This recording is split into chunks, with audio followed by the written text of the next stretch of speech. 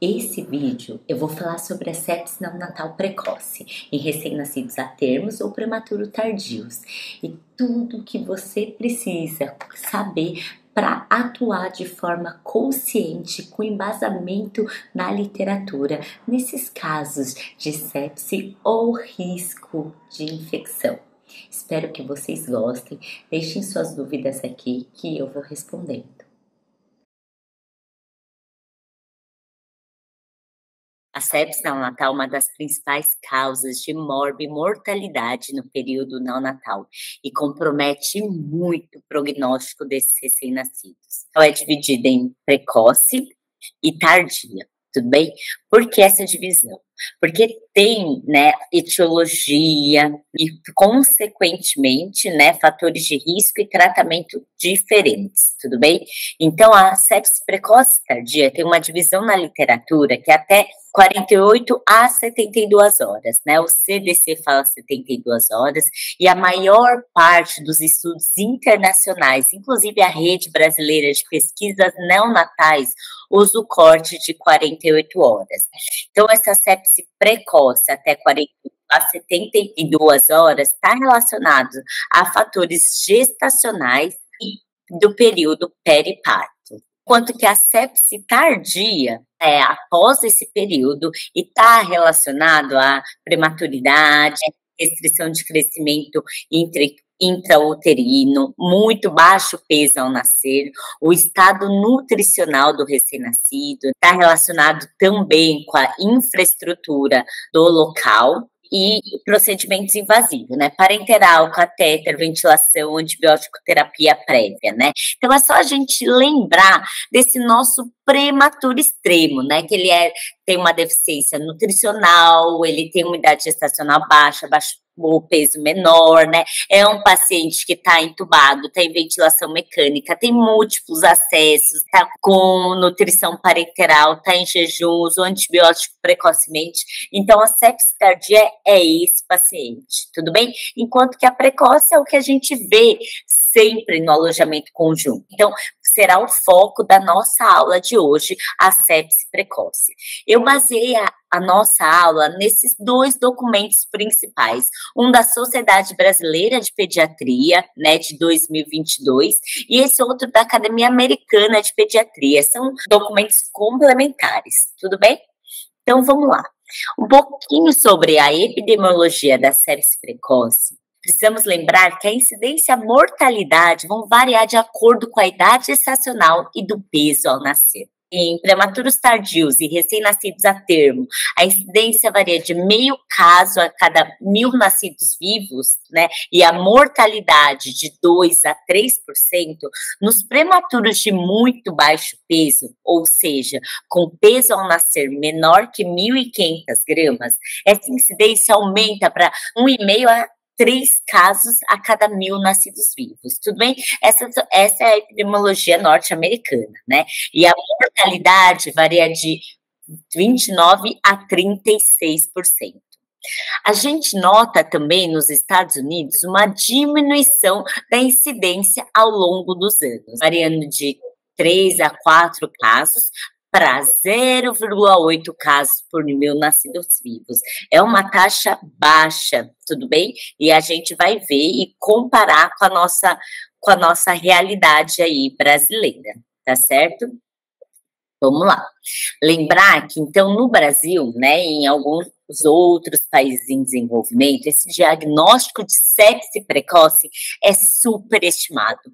Por quê? Porque a gente tem a influência, desses recém-nascidos com risco infeccioso, As manifestações clínicas da sepse precoce são totalmente inespecíficas e a gente vai ver um pouquinho melhor mais para frente. Hemocultura ainda tem uma baixa positividade e há uma ausência de marcador ideal para sepse nos recém-nascidos. E isso leva a quase 90% dos recém-nascidos internados em UTIs recebem antibiótico por suspeita de sepse precoce, sendo que 1 a 5% apenas apresentam hemocultura positiva. E esse dado é da Rede Brasileira de Pesquisas Neonatais com prematuros de muito baixo peso mostrou uma taxa de sepse precoce de 31%. Vocês lembram da taxa, né? Vou voltar até um pouquinho para vocês verem. A taxa, olha aqui, ó, dos prematuros de muito baixo peso, então a mesma faixa etária, né? Na norte-americana, de 3 casos a cada 1.000, né? No Brasil, essa taxa de 30%, tudo bem? Sendo que apenas 2,2% apresentam hemoculturas positivas. E metade desses prematuros recebem antibiótico ao nascimento. Tá? E esse uso precoce e inadvertido de antibiótico tem muita interferência. Então, os estudos mostram que esse uso precoce e inadvertido de antibiótico altera o microbioma, levando a infecções tardias, distúrbios metabólicos, aumenta a resistência microbiana do nosso ambiente, né? Aumenta procedimentos desnecessários e dolorosos nos recém-nascidos, como acesso, antibiótico terapia, punções múltiplas, certo? E aumenta também o tempo de internação e a possibilidade e o tempo de separação do recém-nascido com a sua família. Então, quero mostrar aqui agora para vocês alguns desafios que a gente tem na sepse precoce. Bom, vamos lá. Então, o primeiro é identificar o recém-nascido de alto risco para sepse e começar o antibiótico.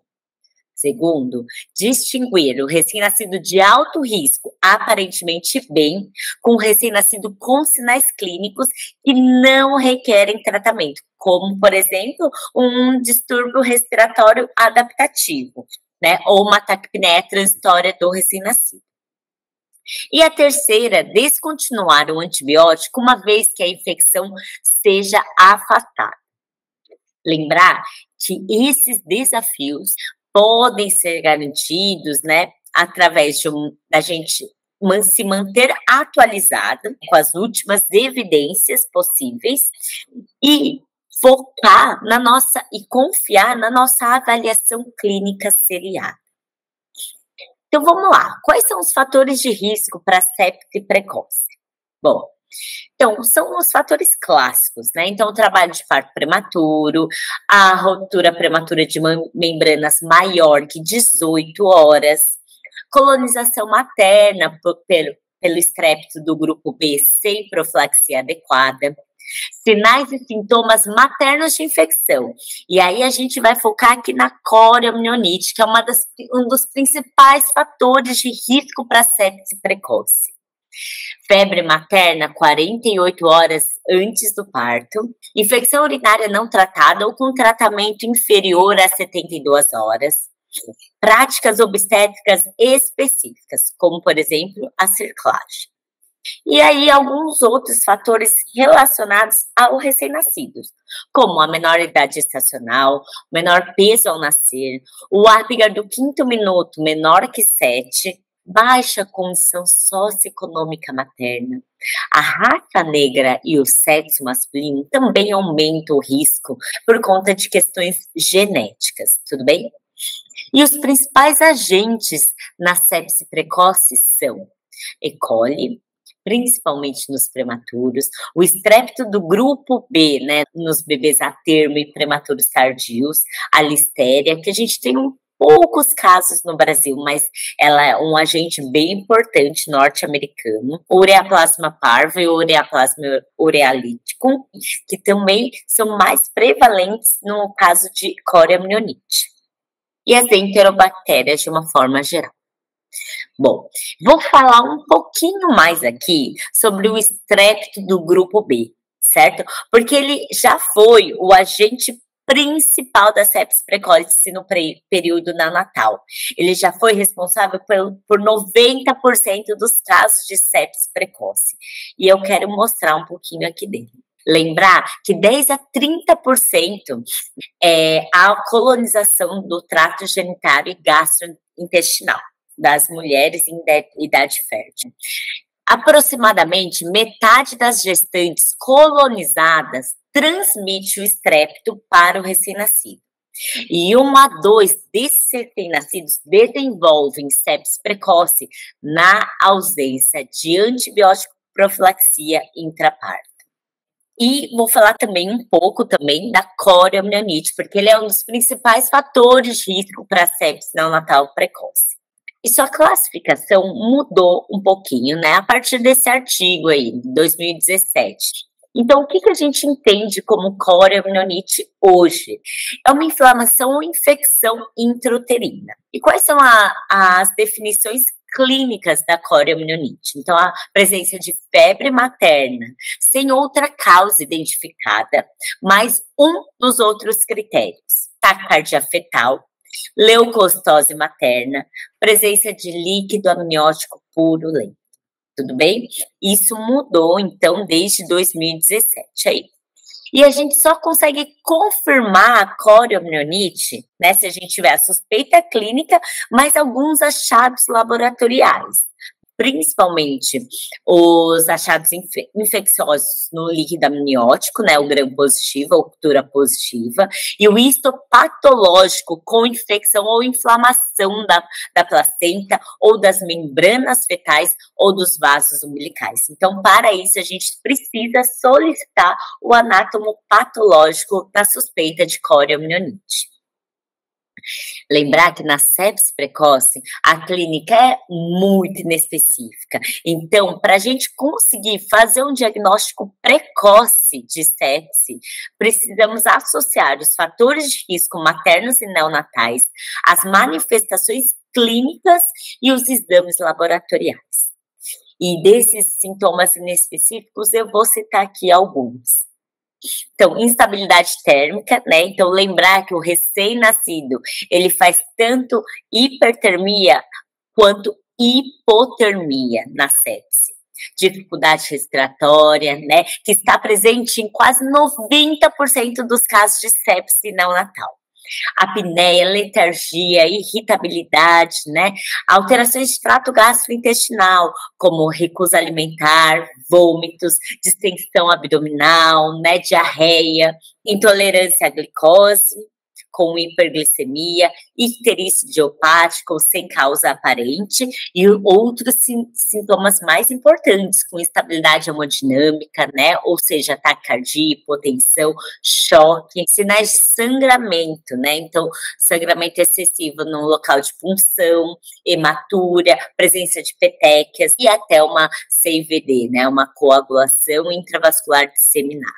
Lembrar que a maior parte desses sintomas aparecem nas primeiras 24 horas de vida. E isso é muito importante a gente lembrar, para a gente direcionar nossa ação no recém-nascido com suspeita, né, ou com fator de risco para sepse. Diferenciar os sinais de infecção dos sinais de instabilidade da transição cardiorrespiratória ao nascer é fundamental. E por isso, a Academia Americana de Pediatria traz que recém-nascidos com sinais de desconforto respiratório leve a moderado após o nascimento podem ser monitorados de perto, sem início de tratamento com antibiótico, exceto se os sinais piorarem ou persistirem por mais de 6 horas. Então, você tem esse tempo para olhar esse bebê e acompanhar esse recém-nascido de perto. Então, os prematuros tardio ou a termo com fator de risco para infecção precoce, porém assintomáticos, a gente vai fazer idealmente uma observação clínica seriada, sem triagem infecciosa, sem uso de antibiótico terapia empírica. E o que é uma observação clínica seriada? Esse bebê não vai estar no alojamento conjunto com você? Então, você vai ir lá examinar esse bebê entre 1 e 2 horas de vida, entre 3 e 4, entre 5 e 6, entre 6 e 12, entre 12 e 24 horas, e aí depois de 24 horas, tudo bem? Essa avaliação seriada, ela é mais curta, né, um intervalo mais curto nas primeiras horas de vida, né, que é quando os recém-nascidos com sepse mais instabilizam, tudo bem? Então, nesses recém-nascidos, o exame físico objetivo, sistematizado e seriado tem maior valor diagnóstico do que fatores de risco e exames laboratoriais de terapia infecciosa. Isso não sou eu que estou falando, tudo bem? São os dados e ao que a literatura internacional, os centros estão fazendo atualmente. E de exames? A gente tem que lembrar que a hemocultura é o padrão ouro para o diagnóstico de sepse. Então, fundamental, se a gente vai coletar exames para triagem infecciosa, fundamental a gente coletar uma hemocultura. E esse dado aqui que eu trouxe também é para a gente saber manejar e saber ler também essa hemocultura e saber se a gente pode dar alta para um bebê ou não. Então, lembrar que 64% das hemoculturas apresentaram crescimento bacteriano nas primeiras 24 horas de vida e quase 100% nas primeiras 48 horas de vida. Então, a hemocultura que vai positivar mesmo, que vai mostrar, indicar sepse, que é padrão ouro para sepse, ela vai positivar quase todas nas primeiras 48 horas de vida, tá certo? E aí, nisso, a gente tem que lembrar, então, de outra classificação para sepse precoce que a gente faz. Então, entre sepse confirmada, que é aquele recém-nascido com clínica e com hemocultura positiva, e a sepse clínica, que é aquele recém-nascido com clínica para sepse, mais alteração laboratorial, mas a hemocultura não foi coletada ou foi negativa. E esse bebê recebeu e foi mantido o tratamento antimicrobiano, tudo bem? Então, esse bebê a gente chama de sepse clínica, tá certo? Então, tá bom, a gente já sabe que a hemocultura é padrão ouro, né? Então, quais são os outros exames que a gente vai coletar para esse bebê com clínica ou com suspeita ou com risco para sepse? O hemograma e o PCR seriado. Né, o hemograma, eu vou mostrar um pouquinho, falar um pouquinho sobre o score de Rodwell mais para frente, mas eu quero lembrar a importância da avaliação desse PCR. Lembrar que o PCR, então, é uma prova de fase aguda e não é nada específico para sepse. Tudo bem? Então, só do bebê ter nascer, só do recém-nascido ter entrado em trabalho de parto, ou a mãe ter tido uma bolsa rota prolongada, ou uma febre, enfim, condições maternas e de parto podem aumentar o PCR. Tudo bem? Então, qual que é o valor dele? É o valor negativo. Então, o valor preditivo negativo dele chega a 98%. O que isso quer dizer? Se o PCR é negativo, a chance dele não ter infecção é de 98%. Tudo bem? E em relação ao hemograma, a gente vai calcular o score de Rodwell, né? A gente tem vários scores para avaliar e analisar esse hemograma do recém-nascido, né? O score de Rodwell é um deles, certo? E qual que é o valor dele também? É o valor negativo. Lembrar que o score de Rodwell menor que 3, o valor preditivo negativo dele chega a 99%. Então, isso é muito rico. Mas o positivo não tem tanta especificidade assim. Mesmo porque algumas condições maternas e periparto também podem influenciar no hemograma do recém-nascido. E quanto mais precoce você colhe esse hemograma do recém-nascido, maior é a influência periparto, tudo bem? Por exemplo, a mãe com hipertensão, o recém-nascido pode ter uma leucopenia, pode ter uma plaquetopenia. A mãe com uma bolsa rota prolongada, uma coriomielite, ou uma infecção outra qualquer, esse recém-nascido pode ter uma leucocitose maior. Esses são alguns exemplos, tudo bem? E outra coisa que a gente precisa lembrar do hemograma também é que o recém-nascido, ele faz uma reação leucemóide ao nascimento. Então, se a gente for ver aqui no score de Rodwell, os leucócitos podem chegar até 30 mil, e dependendo da avaliação e o critério de avaliação do hemograma, Pode chegar até 50 mil, a depender do tempo de vida. Tudo bem? De uma forma normal. Bom, então, apesar das limitações, a utilização de associação dos exames de hemograma e PCR pode ser útil, especialmente por seu valor preditivo negativo, podendo auxiliar na exclusão do diagnóstico de infecção. Tudo bem? Bom, e quais outros exames, então, a gente pode coletar nesse recém-nascido sintomático? Então, o líquor, né, que aí no caso a gente coletaria a celularidade e a cultura. Quais situações a gente coleta líquor do recém-nascido? Então, aquele que tem hemocultura positiva, então confirmou sepse, e aí a gente colhe líquor, porque os sintomas de meningite no período neonatal também são super inespecíficos, e por conta da barreira hematoencefálica nos recém-nascidos ser mais permeável, a chance da associação de sepse com meningite é maior, tudo bem? Então, hemocultura positiva, aquele recém-nascido com sinais clínicos e laboratoriais sugestivos de sepse precoce, que você começou e vai manter o tratamento, ou seja, na sepse clínica, tudo bem? E aquele recém-nascido que não apresenta melhora clínica com o início da antibiótico terapia empírica, tá certo? Lembrar que a coleta de líquor não está indicado em recém-nascidos instáveis, com distúrbios de coagulação e em prematuros de muito baixo peso nas primeiras 72 horas de vida, pelo risco de sangramento, de hemorragia intracraniana. Tudo bem?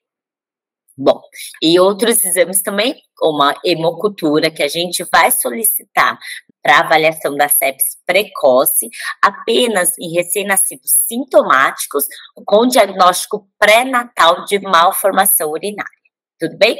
O raio-x de tórax, se o recém-nascido tem algum sintoma respiratório. E lembrar aqui, então, o exame físico objetivo e sistematizado é um preditor tão bom ou melhor do que a maioria dos exames laboratoriais para investigação de sepse. Tudo bem? Então, isso é muito importante a gente confiar na nossa avaliação clínica. Tudo bem? E é muito mais rico para o recém-nascido a gente fazer essa avaliação seriada do que a gente coletar um exame e deixar ele lá no alojamento conjunto e só avaliar ele no dia seguinte, por exemplo. Tudo bem? Isso é uma má prática. Bom, então seguindo aqui, vamos falar então um pouquinho do tratamento. Vocês lembram, né, para a gente falar em tratamento, a gente precisa lembrar da etiologia. Então, principalmente E. coli, estrépito do grupo B, enterobactérias, tudo bem? Então, qual que é o antibiótico empírico que a gente começa no recém-nascido sintomático? Então, são as penicilinas, né, que pode ser uma penicilina cristalina ou ampicilina, mas a gentamicina principalmente, porém, em alguns locais há a necessidade de entrar com a amicacina em vez da gentamicina. Então, isso aí vai depender do conhecimento da sua flora microbiana, do seu ambiente, enfim, da UTI, onde você estiver inserido, tudo bem? Então, mais um motivo para a gente solicitar a hemocultura. A gente precisa conhecer e saber qual é o lugar que a gente trabalha, qual que é o perfil microbiano do local que a gente trabalha. E lembrar que os antibióticos, eles devem ser suspensos em 36 a 48 horas, quando o diagnóstico de infecção for descartado. E eu quero chamar uma atenção aqui desse estudo que mostrou que em recém-nascidos a duração do uso de antibiótico por risco infeccioso aumentou sepse tardia, aumentou enterocolite, mortalidade e aumentou resistência microbiana do ambiente. Então, qual que é a orientação atual da Sociedade Brasileira de Pediatria e da Academia Americana de Pediatria? Então, no manejo do recém-nascido, né, com suspeita de sepse precoce.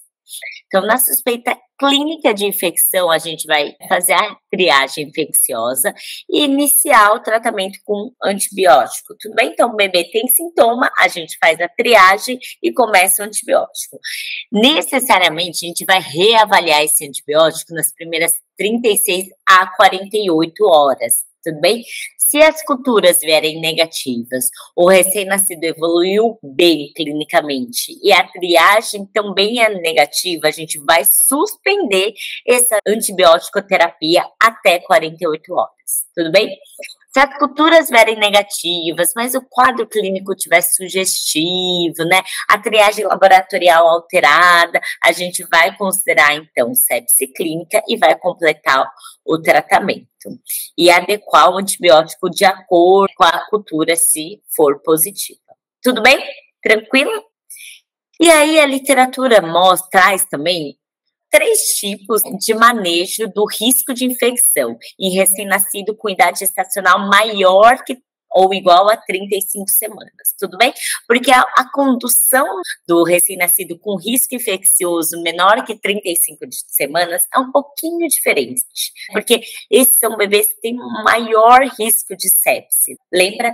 Menor idade gestacional, menor peso ao nascer, os muito baixo peso, estado nutricional mais defasado aí. Então, nos nossos recém-nascidos, maior ou igual a 35 semanas, que estão lá no alojamento conjunto, a gente tem 3 tipos de condução. A primeira é a avaliação por categoria de risco. Então, vamos lá. Então, eu vou falar de cada um deles, tá certo? Então, no primeiro manejo aí, avaliação por categoria de risco, né? A gente vai avaliar sinais clínicos de doença. Se o recém-nascido for sintomático, a gente vai coletar exames e entrar com antibiótico terapia empírica. Tudo bem? Se não tiver sintoma, então a gente vai avaliar se a mãe teve febre intraparto. Se teve febre intraparto, teoricamente, por esse fluxograma, solicitaria hemocultura e entraria com antibiótico empírico. Se não tiver febre intraparto, a gente vai avaliar se essa mãe tinha indicação de antibiótico profilaxia para o estrépito do grupo B. Se não tinha indicação, então a gente vai fazer os cuidados de rotina com esse recém-nascido. Se tinha indicação, e a gente vai falar um pouquinho mais para frente também sobre as indicações, né, dessa profilaxia para o estrépito do grupo B na gestação. Se essa profilaxia foi adequada, a gente vai fazer a observação clínica desse recém-nascido por 36 a 48 horas. Isso. Ou, se a profilaxia foi adequada, cuidados de rotina. Então, vocês viram como é importante a gente tirar a história adequada dessa mãe? E como é importante a gente conduzir, ter uma conduta coordenada com a obstetrícia? Porque faz toda a diferença em como a gente vai olhar esse recém-nascido. Tudo bem? Vou falar aqui que esse manejo A está sendo cada vez menos utilizado, principalmente pelo início, pela indicação de antibiótico profilaxia em recém-nascidos sem sinais de doença. Tudo bem? Bom, esse manejo B, né, fala sobre a calculadora de risco para sepse neonatal precoce, que é extremamente interessante. E os estudos mostram que o uso da calculadora de risco para sepse neonatal diminui a chance da gente entrar com antibiótico em bebês que não precisam. E diminui também o tempo de tratamento aí. Então, qual que é a ideia? A gente vai colocando os dados desse bebê, como idade gestacional, dias de vida, temperatura, o tempo de bolsa rota, né, os status, né, da colonização pelo estrépito, né, se usou antibiótico ou não, como se ele fizesse esse screening aqui pra gente, mas aí vai sair um número, e aí a partir desse número, ele vai classificar esse recém-nascido em baixo, médio ou alto risco para sepse, e já vai te dar a conduta, como observação clínica, comece antibiótico, enfim. Qual que é o problema dessa calculadora de risco para sepse? Ela se baseia nesse primeiro item, que é a incidência de sepse neonatal precoce do local que você está. Então, do local que o recém-nascido nasceu. E aí, isso aqui pega muito aqui no Brasil, porque a gente não tem conhecimento dessas taxas. Tirando os grandes centros universitários, a gente não tem como usar, porque a gente não tem o levantamento dessa taxa de incidência de sepsis precoce. Então, a calculadora fica inutilizada também, tudo bem? Nesses casos, né?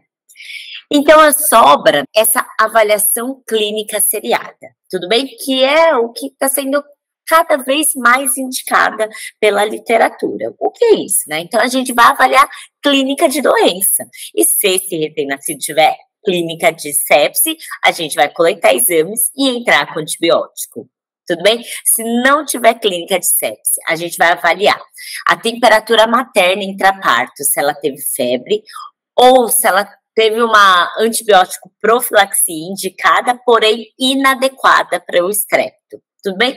Então, se tiver um desses dois itens, a gente vai fazer a observação clínica seriada de perto, nas primeiras 35 a 48 horas de vida, coletar a hemocultura e começar o antibiótico empírico apenas se esse recém-nascido desenvolver sinais e sintomas de sepse. Tudo bem? Se não tiver febre intraparto, ou se não tiver indicação para profilaxia, ou se essa profilaxia foi feita de forma adequada, cuidados de rotina com esse recém-nascido. Tudo bem? Então, é esse caminho, para esse caminho que a gente quer chegar. Tudo bem? E aí, eu vou falar então um pouquinho sobre a prevenção do estrepto do grupo B. Então, a gente sabe que atualmente, né, é indicada a triagem universal das gestantes entre 36 e 37 semanas. Ou a triagem para gestantes em trabalho de parto prematuro, né? Então, a mulher foi lá, chegou em trabalho de parto prematuro com 34 semanas, chega no pronto atendimento e é indicada a coleta, né, do estrepto do grupo B. Tudo bem? Ou da bolsa rota antes das 37 semanas. E aí, o uso da antibiótico terapia profilática intraparto. Com quem? Com a penicilina, ampicilina e, em alguns casos, a cefazolina, pelo menos 4 horas ou mais antes do nascimento do bebê.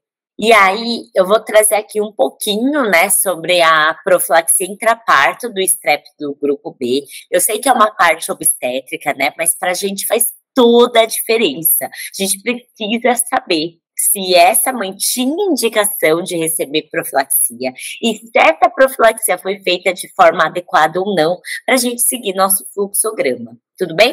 Então, vamos lá. Quais são as indicações de profilaxia intraparto para estrepto do grupo B? Então, se a mãe teve um filho em gestação anterior com diagnóstico de doença invasiva para estrepto do grupo B. Então, algumas mães podem saber, se vocês podem perguntar, mas se as mães não souberem, importante a gente perguntar como que foi no filho anterior, ele ficou internado, ele teve que usar antibiótico. Isso faz parte da anamnese, é fundamental, certo?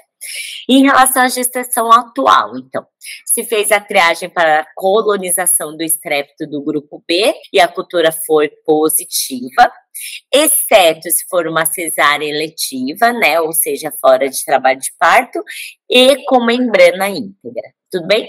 Ou se essa mãe teve uma bacteriúria assintomática ou infecção urinária por estrepto do grupo B, mesmo que tivesse sido tratada durante essa gestação, porque a chance de reinfecção é muito alta, tá certo?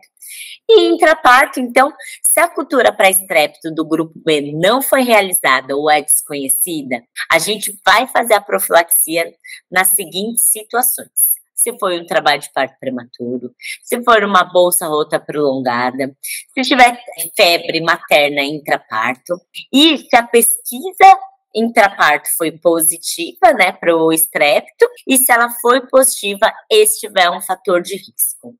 Tudo bem? E também se essa mãe tiver alguma cultura positiva para estrepto em gestações anteriores, tá certo? Então, nessas situações aqui. Bom, então, se vocês quiserem guardar um slide para vocês, é esse aqui. Eu queria muito que vocês refletissem nessa frase. Lembrar que risco de infecção não é doença. Se a gente for tratar todo recém-nascido que tem risco de infecção, a gente vai dar antibiótico para muito recém-nascido que não precisa. E esse uso inadvertido e precoce de antibiótico tem muita repercussão a curto. E cada vez mais surge trabalho mostrando a repercussão desse antibiótico precoce a longo prazo, com aumento de síndrome metabólica, obesidade, com alteração de toda a flora, aumento de alergias no futuro. Então, isso é muito importante. A gente não está salvando vida, entrando com antibiótico a qualquer custo. Então, fundamental a gente fazer o uso racional desse antibiótico. E esse estudo mostra um dado alarmante em uma UTI neonatal. Cada um caso confirmado de infecção, até 23 recém-nascidos não infectados recebem antibióticos. Isso é muito importante, porque, mais uma vez, eu vou falar que aumenta a resistência bacteriana, aumenta a morte, e o uso de antibiótico terapia empírico aumenta 3 vezes o risco de infecção por bactéria resistente para cada dia de ampicilina e gentamicina. Isso é muito, muito importante. Como a gente faz, então, o uso racional desse antibiótico? Então, vou trazer alguns itens aqui. O primeiro, fazer o diagnóstico e tratamento efetivo das infecções. Então, é fundamental a gente solicitar a hemocultura para a gente identificar o patógeno. Segundo, praticar o controle de antimicrobianos. E sempre que possível, não usar cefalosporinas, carbapenêmicos e glicopeptídeos. Tratar infecção e não contaminação. Então, não basta uma hemocultura positiva. A gente tem que saber ler essa hemocultura. Então, qual agente cresceu? Como foi o crescimento dessa hemocultura? Qual é a curva de crescimento dessa hemocultura? Qual foi o tempo de início de crescimento dessa hemocultura? Então, essas são perguntas. E mais uma, qual a correlação clínica dessa hemocultura positiva? Certo? Então, essas são perguntas que a gente precisa se fazer diante do resultado de um exame. Tudo bem? Tratar a infecção e não colonização. Então, a gente não trata cultura de ponta de catéter que saiu. Por exemplo, se o bebê está clinicamente estável. A gente não trata cultura de aspirado traqueal, por exemplo, também. Tudo bem? Em recém-nascidos estáveis. Bom, e interromper o tratamento antimicrobiano ou descalonar sempre que possível. Então, para isso, a gente precisa da hemocultura e a gente precisa ter um critério clínico para definir se esse bebê tem sepse mesmo e a gente vai seguir com antimicrobiana ou se esse bebê não, tá bem, era um bebê com risco infeccioso, foi começado o antibiótico, mas a gente vai tirar nas primeiras 48 horas de vida. Tudo bem? Bom, então, gostaria de terminar, então, falando que diminuir a mortalidade da sepse precoce também está nas nossas mãos. Fazendo uma prevenção, um diagnóstico precoce e o tratamento adequado e direcionado para aqueles recém-nascidos que precisam. Era isso que eu queria falar. A gente tem muita coisa na literatura, a gente tem muito artigo, além daquele que eu passei para vocês. E se alguém quiser, ficou curioso com algum dado, pode me pedir que eu mande especificamente.